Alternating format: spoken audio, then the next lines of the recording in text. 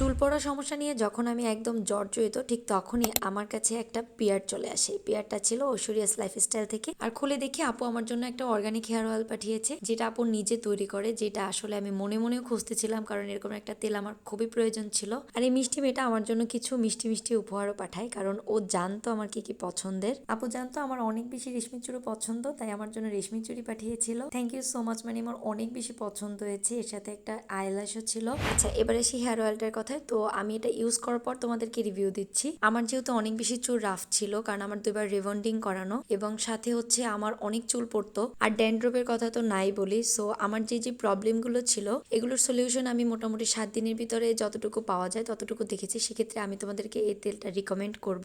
আর আমার যেহেতু একটা অ্যালার্জি প্রবলেম আছে, তাই আমি আপুকে জিজ্ঞেস করেছিলাম যে আপু এটা কিভাবে তৈরি করেছো, কারণ কোনো কেমিক্যাল থাকলে সাইড এফেক্ট হতে পারে। সো আপু আমাকে বলেছিল আপু এটা জলপাইয়ের তেল এবং নারকেল তেলে একদম অর্গানিক একটা অয়েল, এবং এখানে কোনো প্রকার কোনো কেমিক্যাল ইউজ করা হয়নি, সেক্ষেত্রে তুমি নিশ্চিন্তে ইউজ করতে পারো। অ্যান্ড সিরিয়াসলি এটা আমার দেখা সব থেকে বেস্ট একটা অর্গানিক হেয়ার অয়েল, বিকজ এর আগে আমি যতগুলো ইউজ করেছিলাম সবগুলোতেই কেমন যেন একটা স্মেল ছিল, যেটা আমার প্রচন্ড বিরক্ত লাগতো, বাট এটাতে আমি ওই রকমের বিরক্তকর কোনো স্মেল পাইনি।